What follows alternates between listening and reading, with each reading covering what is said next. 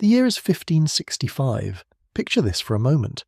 You're standing on limestone walls barely 30 feet high, watching 40,000 of the Ottoman Empire's finest warriors land on your beaches like a plague descending from hell itself. Their fleet, 193 galleys, the largest armada assembled since antiquity, darkens the Mediterranean horizon. Each ship carries death. Each banner promises your annihilation. You command 540 knights. That's it. 540 men in armour against an empire that conquered Constantinople, that crushed the Mamluks, that made emperors tremble from Vienna to the Persian Gulf. Supporting your knights are 4,000 local militia. Fishermen, farmers, merchants armed with whatever they could grab. The mathematics are simple, brutal, and final. 9 enemies for every defender.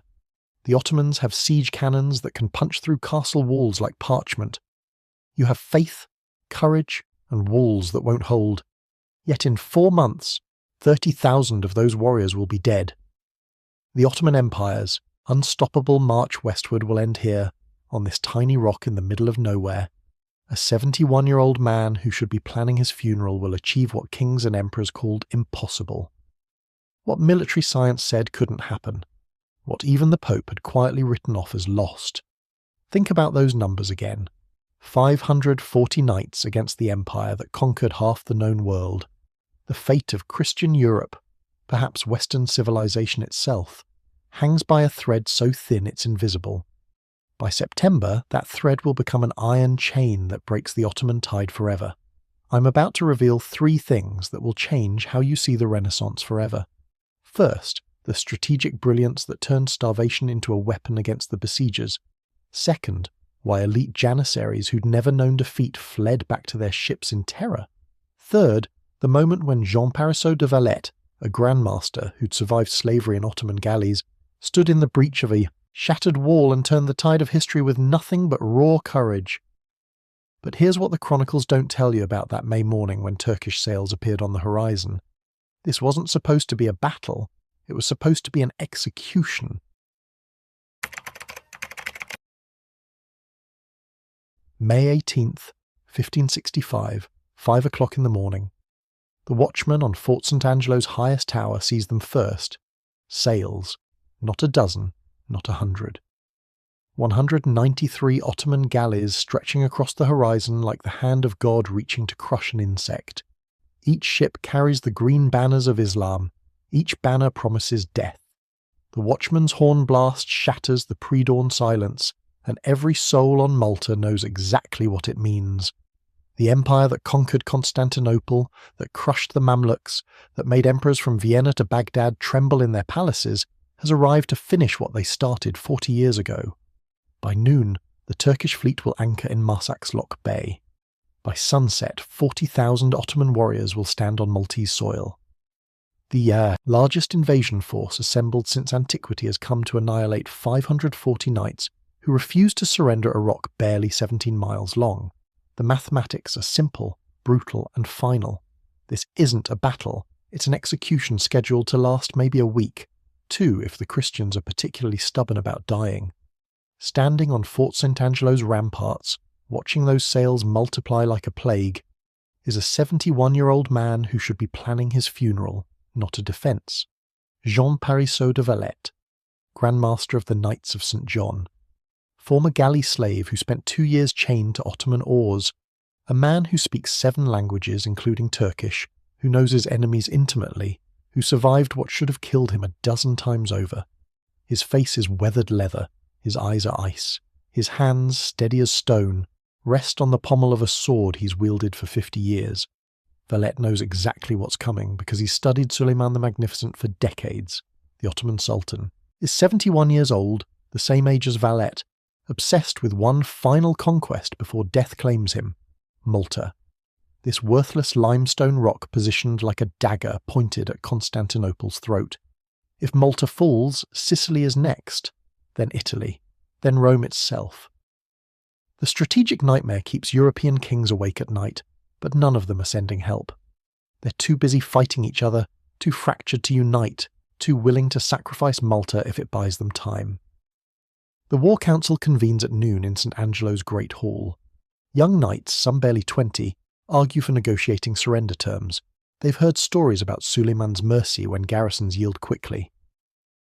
Valette listens in silence, then speaks in that voice that commanded galleys, that survived torture, that never wavers. Gentlemen, I was chained to Turkish oars for 2 years. I watched them throw Christian slaves overboard when they became too weak to row. Suleiman's mercy is a myth he tells to make conquest easier.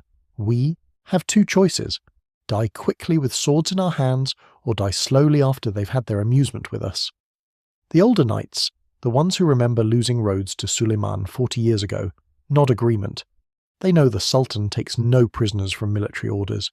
The Knights of St. John humiliated him at Rhodes, holding out for 6 months before finally surrendering. He gave them safe passage then because the whole world was watching. Here on Malta, with no witnesses, there will be no mercy. Just annihilation so complete that the order ceases to exist. Valette's 3-part strategy sounds insane when he explains it. First, make them bleed for every inch of rock. Second, drag the siege into summer, when Mediterranean heat and disease kill more soldiers than swords. Third, pray that enough Ottomans die that Suleiman recalls the army before they take the fortresses. It's not a plan to win. It's a plan to survive long enough that winning becomes possible. The young knights stare at their grandmaster like he's lost his mind. The old knights understand perfectly. This is how you fight when you're already dead but refuse to lie down. May 19th brings the evacuation.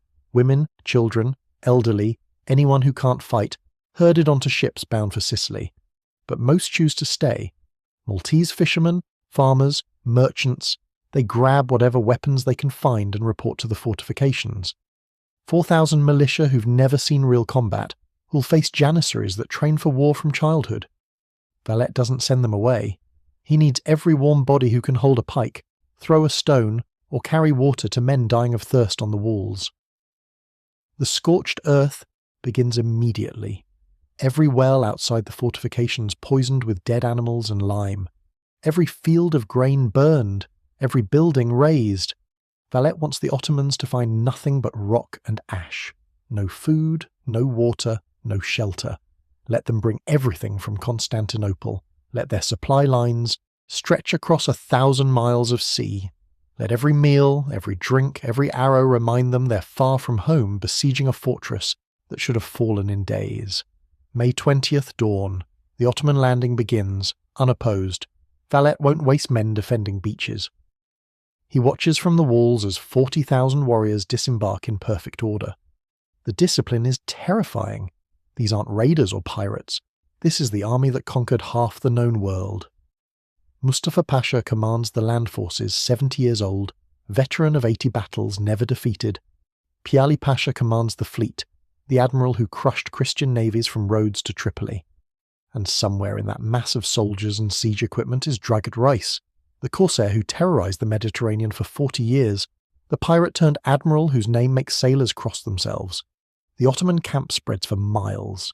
Siege cannons, 130 of them, each capable of hurling 60-pound stone balls through castle walls. Ammunition wagons, carrying hundreds of thousands of rounds. Supply tents stocked for a 6-month campaign. Engineer corps already surveying approach angles and firing positions. This isn't an army. It's a civilization on the move, equipped to obliterate anything standing in its path. Valette sends a message to Mustafa Pasha. In perfect Turkish, no interpreter needed, he writes 9 words that will define the siege. Come and take it. We will water our walls with your blood. The Ottoman commander reads it, laughs, shows it to his officers. They all laugh. How adorable. The Christians think courage matters against 130 siege cannons. By sunset, May 20th, the siege clock starts ticking. 40,000 warriors against 540 knights and 4,000 militia. The Ottomans estimate 3 weeks maximum before the fortresses fall. They're wrong, so catastrophically, eternally wrong that this siege will break their empire's westward expansion forever. But they don't know that yet. Right now, they're setting up their tents and sharpening their swords and dreaming of the plunder waiting inside those walls. Valette stands on the ramparts watching the Turkish campfires multiply like stars. 540 knights. That's all that stands between Suleiman and Rome. He's been called mad, suicidal, delusional. Maybe he is, But he's also a man who survived 2 years as a slave and came back stronger. A man who knows that sometimes, when the odds are impossible, the only rational choice is faith. Not blind faith. Cold, calculated faith that God didn't preserve his life through galley slavery just to let him die quietly in bed. The waiting begins. May 24th, 6 o'clock in the morning. Mustafa Pasha sends his first demand to Fort St. Elmo. The small star-shaped fortress jutting into the harbour, barely 150 yards across, manned by maybe 100 knights. His message is polite, almost fatherly. Surrender now. Safe passage guaranteed, no bloodshed necessary. The fort's commander reads the letter, laughs so hard he nearly falls off the ramparts, then writes back a single word in Turkish. Never. That single word will cost 8,000 Ottoman lives. Here's what makes Valette's strategy brilliant and horrifying in equal measure. St. Elmo is a death trap. It sits on a narrow peninsula, cut off from the main fortifications, impossible to reinforce during daylight, vulnerable to bombardment from 3 sides. Any competent commander would evacuate it. Instead, Valette does the opposite. He sends 60 more knights into St. Elmo. Fresh volunteers who know exactly what they're signing up for. A suicide mission designed to bleed the Ottomans white before they ever reach the real defences. May 25th brings the first Ottoman assault. 5,000 Janissaries storm walls defended by 160 Christian knights. The mathematics say this should last an hour. The reality is a meat grinder that runs for 12 hours straight. The Ottomans come in waves, fresh troops replacing exhausted ones, climbing over their own dead to reach the walls. Yet somehow, when sunset comes, St. Elmo still flies the cross of St. John. Mustafa walks through his camp that evening counting casualties. 800 dead, for 1 day. Against one small fort he promised Suleiman would fall in 3 days. His officers make excuses. Tomorrow will be easier. Tomorrow the fort falls for certain. Tomorrow never comes. The siege becomes a month-long nightmare. Ottoman artillery fires 60,000 stone balls at a fortress the size of 2 football fields.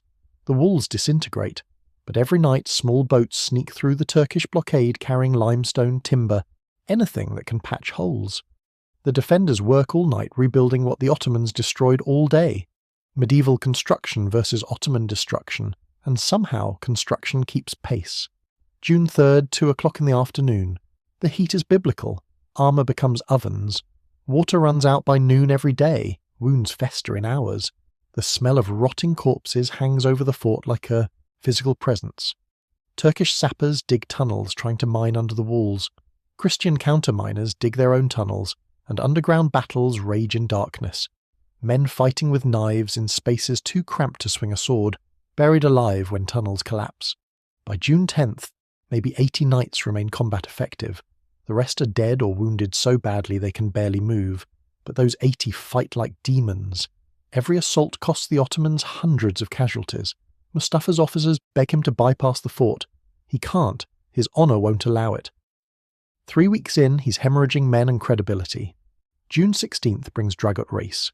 80 years old, the legendary corsair sailing into Marsaxlokk Bay with reinforcements. Mustafa greets him with desperate relief. Dragut surveys St. Elmo, watches the defenders, then turns to Mustafa with a face like stone. You've already lost 7,000 men for this. The main fortresses will cost you the entire army. But Dragut repositions the artillery, brings guns to bear from new angles, starts a systematic reduction that makes the previous bombardment look like practice. His batteries open fire with such precision that walls crumble faster than night repairs can fix. Then June 17th, 3 o'clock in the afternoon. A Maltese cannon on St. Elmo's shattered ramparts fires one of its last rounds. The stone ball arcs across the harbour and strikes a boulder near Dragut's observation post. The boulder explodes into shrapnel. Dragut Reis goes down with his skull shattered. The corsair lingers for 6 days, unconscious, dying by inches. Ottoman morale craters. Dragut was more than a commander. He was a living legend. Watching him die from a lucky shot feels like divine punishment. Whispers spread through the camps. Maybe God really does favour the Christians. Maybe this siege is cursed. June 23rd, dawn. The final assault on St. Elmo. Mustafa throws everything at walls that are more rubble than fortress. 5,000 Janissaries storm the ruins in a human wave. The last 9 knights still alive can barely lift their swords. They fight with rocks, with timber, with their bare hands. The Janissaries swarm over them like ants. Not one knight asks for quarter. They die on their feet, swords in hands. When the last defender falls, Turkish soldiers raise their banners and scream victory. 31 days. 31 days for a Fort Mustafa promised would take 3. That evening, Mustafa walks through St. Elmo's interior. Bodies everywhere, blood-slicked stones, shattered weapons. His officers congratulate him. He doesn't feel victorious. He feels sick. 8,000 Ottoman dead to kill 160 Christian knights. If this tiny fort costs so much, what will Fort St. Angelo cost?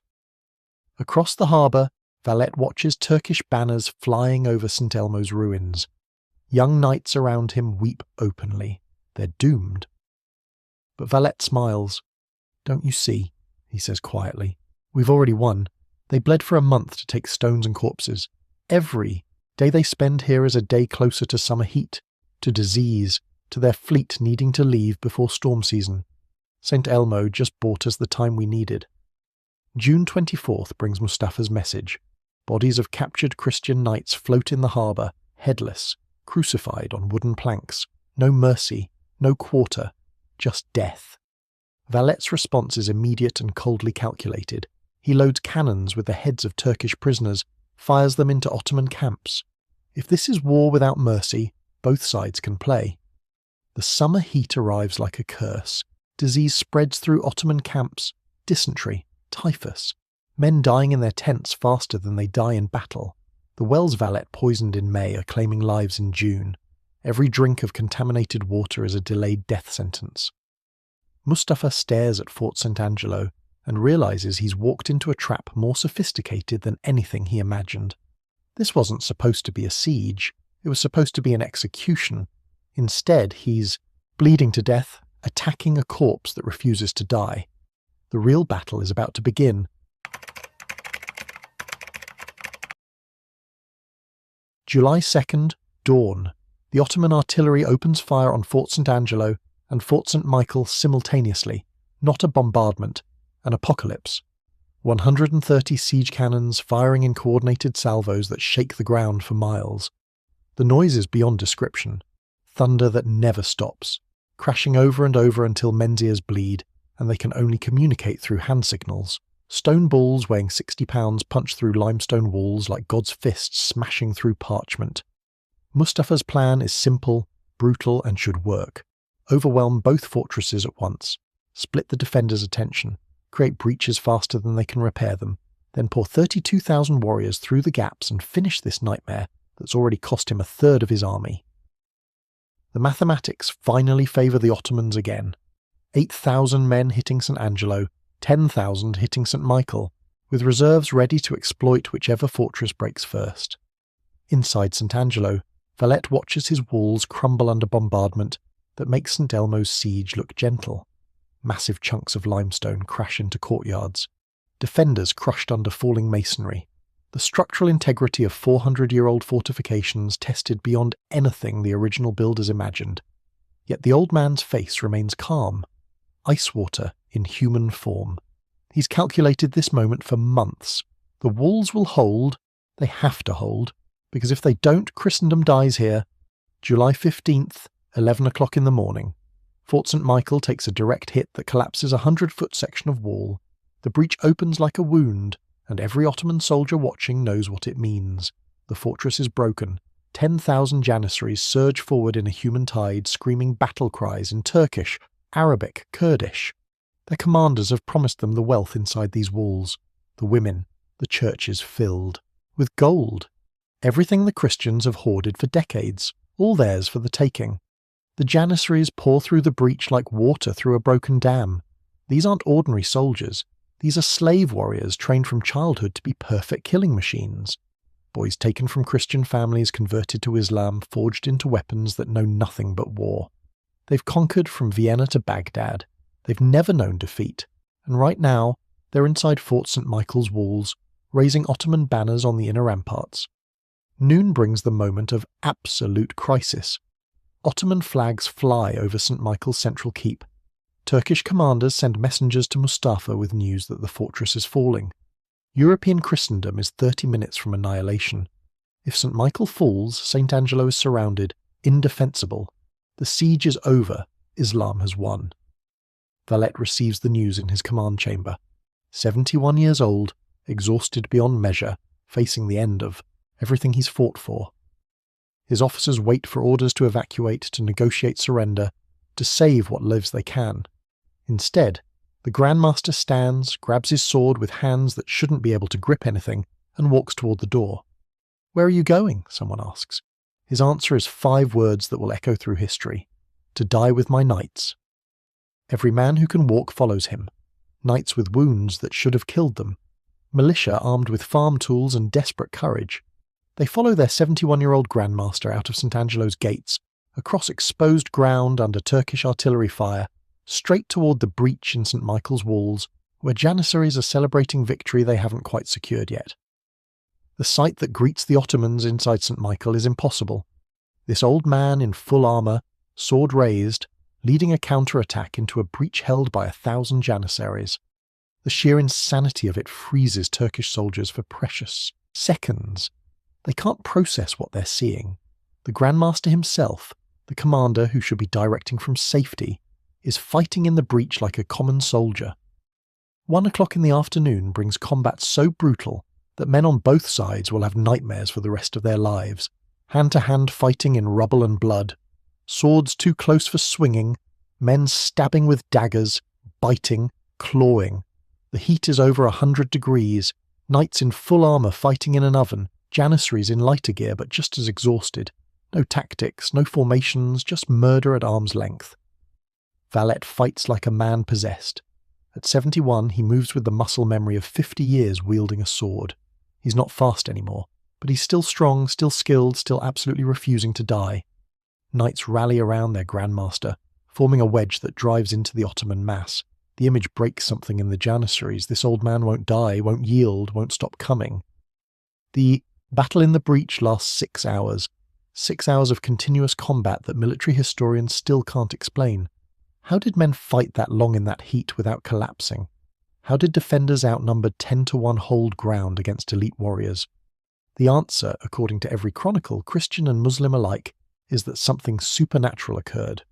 Whether divine intervention, or mass hysteria, or the sheer force of Valette's will, something beyond normal warfare happened in that breach. By 3 o'clock, the Janissaries begin pulling back, not retreating. Pulling back because they're fighting men who seem immune to death. Knights with wounds that should be fatal keep fighting. Valette himself takes a spear thrust to the leg that should cripple him. He breaks off the shaft and keeps fighting with the spearhead still embedded in his thigh. The sight is so horrifying that Ottoman soldiers start backing away without orders. Sunset on July 15th shows Ottoman banners torn down from St. Michael's ramparts, replaced again by the cross of St. John. 3,000 Janissaries dead in the breach, the cream of Suleiman's army, butchered trying to take a fortress that should have fallen hours ago. Valette carried from the breach on a litter, wounded but alive, his sword still gripped in bloody hands. Mustafa Pasha watches from his command post and feels something he's never experienced in 80 battles. Fear, not of death. Fear that he's fighting something he can't defeat with numbers or tactics or siege cannons. How do you conquer men who simply refuse to acknowledge when they're beaten? August grinds forward with daily assaults, daily death, daily impossible survival. The Ottomans still have 25,000 combat-effective troops. The defenders may be 2,000 scattered across multiple fortresses. Every day costs the Turks 200 to 500 men. The defenders lose 20 to 30. Mathematics of attrition that favour the Christians because they're defending, not attacking. But mathematics don't account for morale, and Ottoman morale is cracking. Disease spreads faster than combat deaths. Dysentery turns the camps into open sewers. Typhus kills in days. The poisoned wells Valette prepared in May are claiming lives in August. Piali Pasha argues for retreat. Mediterranean storm season approaches. The fleet is at risk. Every day they stay is gambling Sultan Suleiman's entire navy. Mustafa refuses. He's come too far, lost too many men, destroyed his reputation. He can't go back to Constantinople without Malta. Suleiman will have his head. Better to die here trying than face the Sultan's executioners. Then September 6th brings a sight that stops every heart on Malta. Sails on the horizon. Not Ottoman reinforcements, Spanish flags. 10,000 fresh soldiers from Sicily. The relief force has arrived. September 7th, dawn. The Spanish relief force lands unopposed on Malta's northern beaches, and the sound that rises from Ottoman camps isn't war cries, it's panic. 32,000 warriors who began this siege in May, now reduced to maybe 15,000 combat-effective troops, stare at 10,000 fresh Spanish soldiers who haven't been starving, haven't been dying of disease, haven't spent 4 months bleeding against walls that refuse to fall. The mathematics have finally catastrophically turned against Mustafa Pasha. By noon, the Ottoman retreat begins. Not an organised withdrawal, a rout. Mustafa abandons everything that might slow the flight to the ships. 130 siege cannons, the pride of Ottoman engineering, left behind in the mud. Supply wagons filled with ammunition, food, equipment, all of it becomes Christian plunder. Wounded soldiers too weak to march, abandoned to Maltese mercy. The army that arrived in May with the arrogance of conquerors flees in September like thieves escaping justice. Piali Pasha's fleet weighs anchor before the army even finishes boarding. The admiral isn't waiting for stragglers. Storm season approaches and he's gambling his ships on every additional hour in these waters. Ottoman galleys, half empty, sails ragged, pull away from Malta's harbours while soldiers still on shore scream and beg to be taken aboard. Some try swimming to the ships. Most drown. The lucky ones are captured by Maltese militia who've learned about mercy from 4 months of Ottoman bombardment. September 8th, the last Turkish sail disappears over the horizon. Silence descends on Malta for the first time in 114 days. No cannon fire, no screams, no clash of steel on steel. Just wind across empty battlefields carpeted with bodies that will take months to bury. The survivors, Christian and Muslim dead mixed together in piles, creating a monument to the siege's obscene mathematics. 30,000 Ottoman corpses, maybe 2,500 Christian dead. Numbers that make military historians shake their heads even now, 450 years later. Valette walks through the ruins of his fortresses on legs that barely support him. The wound from July 15th never properly healed. At 71, his body has nothing left to give. But his mind remains sharp enough to calculate what they've achieved. Of 540 knights who stood on these walls in May, barely 250 are still alive. Most are wounded so badly they'll never fight again. The militia, 4,000 strong at the siege's start, reduced to maybe 1,500. Every survivor carries scars that will ache for the rest of their lives. The immediate material gains stagger comprehension. Everything the Ottomans abandoned becomes the property of the world's poorest military order. 130 siege cannons alone are worth a fortune. Ammunition, weapons, armour, supplies meant to sustain 40,000 men for 6 months. All of it now arms every Christian fortress from Malta to Rhodes. The Knights of St. John, bankrupt and dying 4 months ago, suddenly possess military resources that make them a Mediterranean power. But the real victory isn't measured in captured cannons, it's measured in what didn't happen. Sicily wasn't invaded, Italy wasn't threatened, Rome wasn't besieged. The Ottoman Empire's unstoppable westward expansion, the momentum that carried them from Constantinople to the gates of Vienna, broke against Malta's limestone walls and went no further. Suleiman the Magnificent's last great gamble failed so completely that he never attempts another Mediterranean invasion. The high-water mark of Ottoman naval power was reached and retreated from on this tiny island that shouldn't have mattered. September 10th brings a Te Deum Mass in the ruins of Fort St. Angelo. Valette, barely able to stand, leads his surviving knights in prayer. The words are familiar, ancient, but they've never carried more weight. Not to us, Lord, not to us, but to your name give glory. The sight of these blood-soaked survivors kneeling in prayer while surrounded by shattered walls and Turkish corpses strikes visiting Spanish commanders as the most profound moment they've ever witnessed. These men should be dead. By every rule of warfare, every principle of military science, they should have been annihilated in the first week. Yet here they kneel, giving thanks for survival that defies explanation. Mustafa Pasha's return to Constantinople is everything he feared. Suleiman the Magnificent, 71 years old, receives news of the disaster with cold fury. 40,000 warriors sent to take a rock held by 540 monks. 30,000 dead. The largest Ottoman armada since antiquity, damaged and demoralized. The empire's reputation for invincibility shattered. Mustafa keeps his head only because Suleiman understands that Malta's defense was something beyond normal warfare.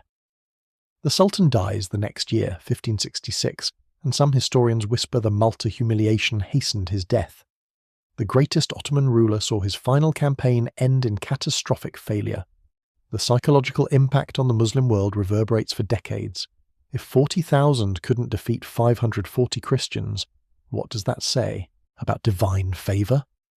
Mosques from Cairo to Damascus fill with believers demanding answers. The Ottoman military, which never questioned its superiority, suddenly faces doubt.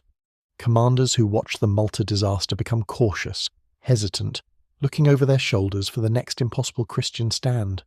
Europe transforms overnight. The victory at Malta proves the Ottomans can be stopped, can be beaten, can bleed. In 1571, just 6 years after Malta, a united Christian fleet destroys the Ottoman navy at the Battle of Lepanto. That victory happens directly because Malta showed European powers that Ottoman supremacy isn't inevitable. The psychological chains break. Fear turns to hope.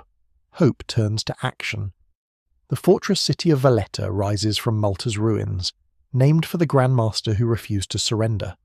European engineers design the most sophisticated fortifications ever built, incorporating lessons learned from the siege. The city becomes the Mediterranean's greatest stronghold, proof that proper defences and determined men can stop any army. UNESCO will eventually declare it a World Heritage Site, a monument to human courage against impossible odds. Jean Parisot de Valette dies in 1568, aged 74, from wounds that never healed and a body pushed beyond human limits. He lives long enough to see Valletta's foundation stones laid, long enough to know his sacrifice mattered. His final words, recorded by the Order's chaplain, are characteristic. "I regret only that I could not do more." The man who saved Christendom with 540 knights wishes he'd done more. The siege's lesson echoes through centuries. When Churchill speaks of their finest hour during the Blitz, Malta's example hangs in the background. When Spartans are remembered for Thermopylae, Malta's stand dwarfs even that legend. When anyone faces impossible odds and chooses to fight anyway, Valette's spirit whispers that sometimes courage really does triumph over mathematics. Modern Malta celebrates the siege as its foundational moment.